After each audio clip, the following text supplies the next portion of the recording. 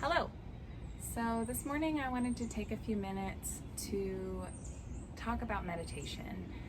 There's a lot of stuff right now on the internet as yoga teachers and meditation teachers move more into a digital space to accommodate for social distancing. But for myself and for many other yogis, a really big deterrent to meditation is the physical discomfort when you first start a meditation practice.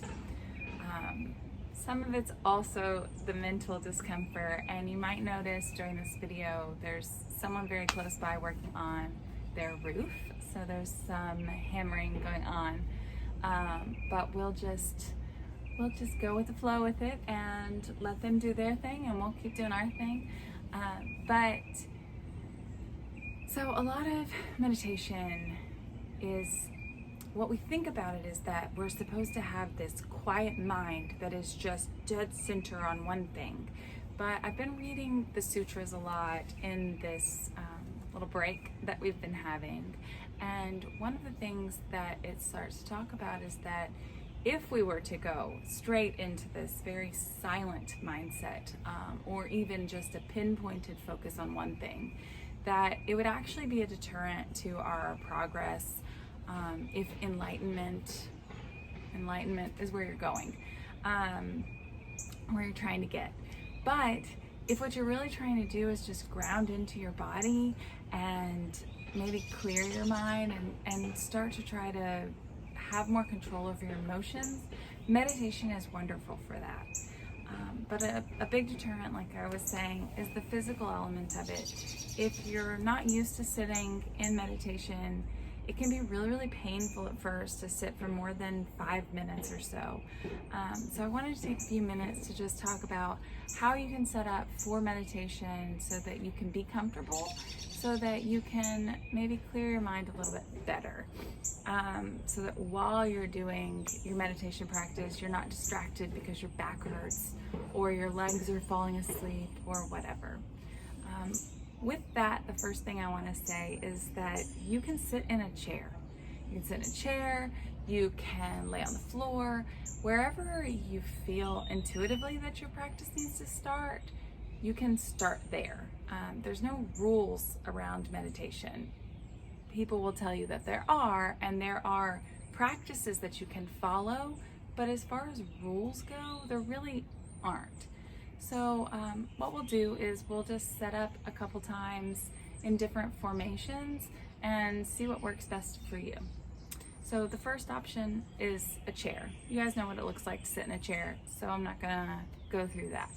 But other options, if you have a blanket in your home that is a yoga blanket, or I've also heard it be called a Mexican blanket.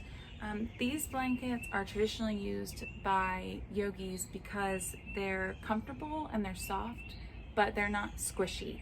So if you have a blanket in your home that is, it's not gonna collapse underneath your weight, it's gonna support you.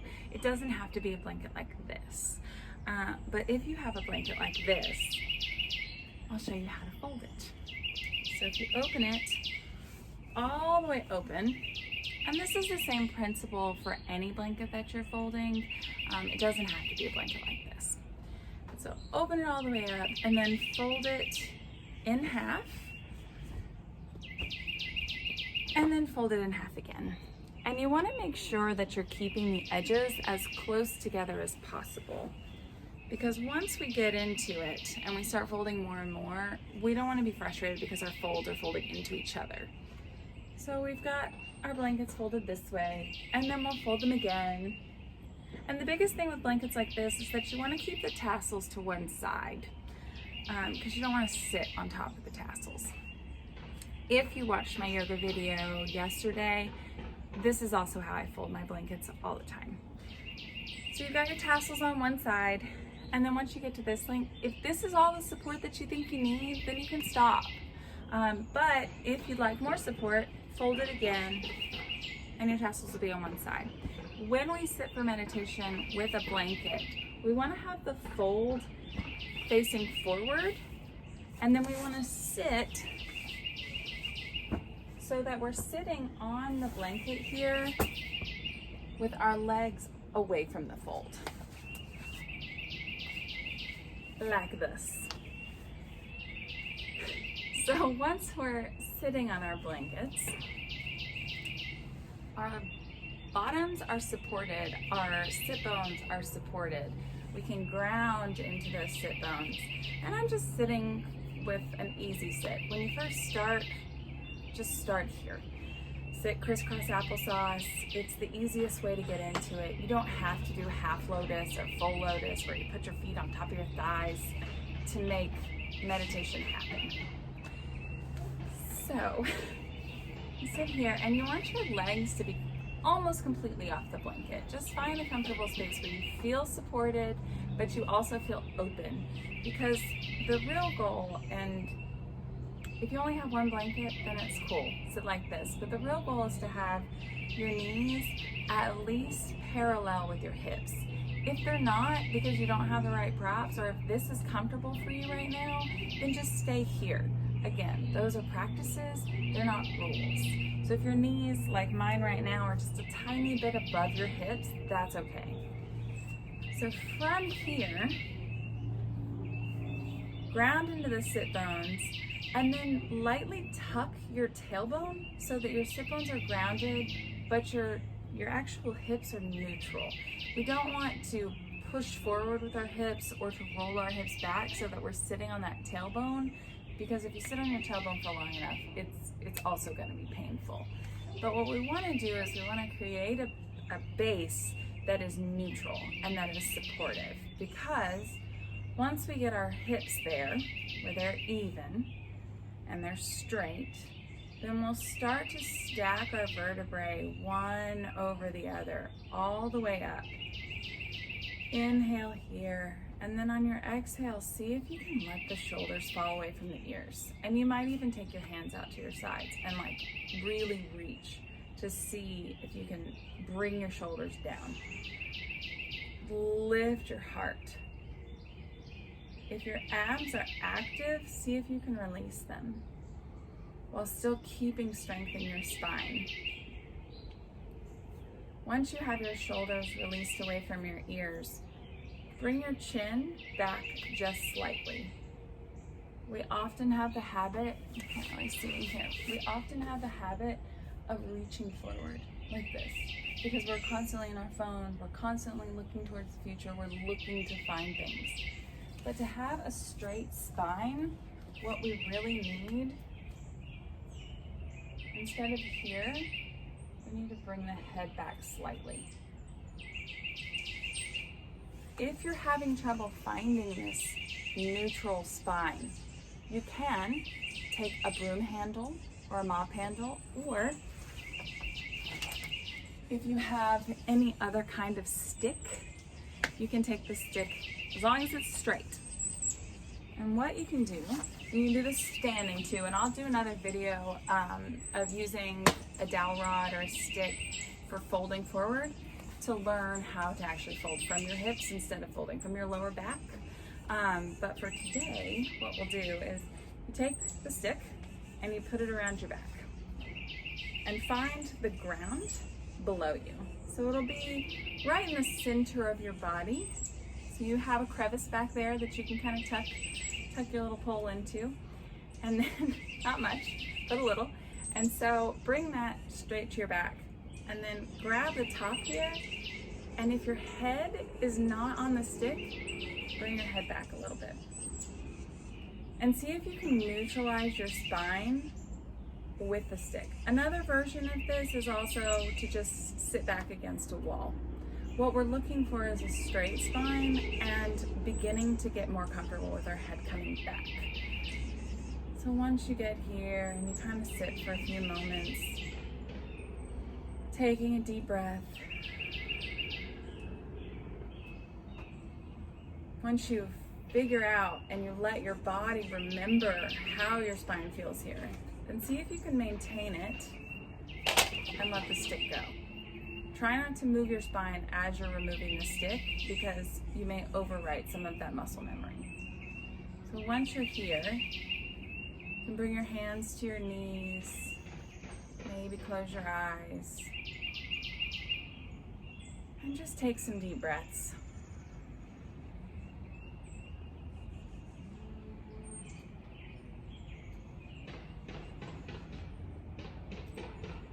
Great job.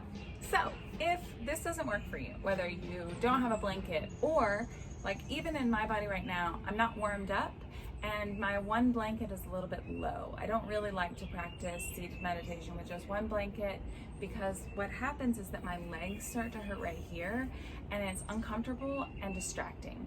So there's two methods to get away from this. You can do an active meditation where you actually take the palms of your hands to the fronts of your knees and you just pull lightly on the fronts of your knees and you use your arms to kind of support your practice here. If you have two straps, you could actually wrap each strap from around your waist in a circle around each knee this way. But if you don't have two straps, then that doesn't really work. A lot of straps aren't long enough to wrap this way, and you might even end up making yourself off kilter if you do it that way. Maybe another video will go through that, but for now I'll keep moving. So you can use your palms to kind of brace yourself and to pull your legs into your hips. This is not a recommended meditation for a long meditation, nor is it a recommended practice from a lot of yogis. But when you first get started, you may have trouble finding a comfortable seat. And so if you're looking to start sitting this way, this can be an accessible way to maybe sit for a few more minutes or a few more moments even. If this isn't accessible for you at all, or you'd like to try a different method, I have two more, and we'll move through them kind of quickly. So remove your blanket. Okay, so if you have yoga blocks or you have thick books, you want to avoid stacking smaller books here because they could easily slide off of each other. But if you had like 2 or 3 dictionaries or something, you might be able to do that, or like a really thick novel. I don't know why I did this. Anyway, so if you have 2 blocks, what you can do is you can stack these 2 blocks on top of each other. Now, some people, they might just use 1 block. And we're gonna sit on it the same way as we sat on our blanket. But I recommend, especially for beginning students, that you use 2 blocks. Now, if you're gonna sit in cross-legged, you're gonna sit crisscross applesauce, then 1 block might be enough. And what you want to do here is you want to ground those sit bones in with your legs kind of like this first. That way you can really get a sense to make sure that you're not going to get all comfortable and then fall over. So once you're grounded here, you can cross your legs. And you may have to move your feet out a little bit for stability because the block's a little bit different than sitting on a blanket. But once you get here, again, looking for those knees to be level with the hips or lower. That'll help prevent that thigh pain that I was just talking about. So once you get here, finding that same spine that we just talked about. Maybe grabbing your stick again or your broom handle and just seeing where your spine is at.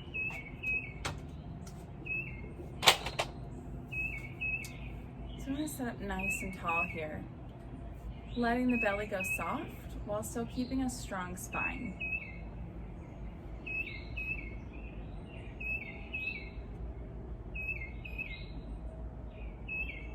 Great. So other options. We have 2 more options that I want to discuss. We'll set the blocks over here for just a second and I'm going to move to another prop. So this is a Zephu, but really it's just a flat, kind of firm beanbag. So I got this on Amazon. I think it was like $27. There are companies in town like Inner Space Yoga Supplies that make bolsters and they're beautiful. They're beautiful. And you'd be supporting a local woman-owned business. So if you are not familiar with them, or even if you are, go over and check out what supplies they have. They have Zephus, they have bolsters, they have the cotton mats that I can't remember what they're called right now. But if you need a cheap option and you need one in the next 2 days, Amazon has these guys for like 30 bucks. So this is Zafu, Z-A-F-U. So what you can do is the same thing you do with a blanket. You just toss it down, ground into those sit bones here, and then cross your legs. Find that same spine. Now, I personally meditate on my Zafu quite often. It's a little bit taller and a little bit more supportive than a blanket is. For me personally, some people don't like them. They also make them where they're sort of in a V shape like this, so that your legs are supported underneath you, as well as your seat being supported. So maybe shop around, look to see what you can find. Another option here is that when you're sitting, if you have blocks, you can take both of your blocks and tuck them under your legs, just like that. Okay, last version. So we've covered that. We've covered how to sit in cross-legged. But what if you don't want to sit that way? Well, we have another option. So if you take 2 blocks and you want them to be long ways over your body, you don't want them to be short ways. You want as much support as possible. So take 2 blocks here as you start. If you have really flexible knees, you can take a block away, but start with 2 blocks and see how it feels. So what you do here, I'm going to turn around. What you do here is you ground your sit bones in, and then your feet are actually underneath you. So you're sitting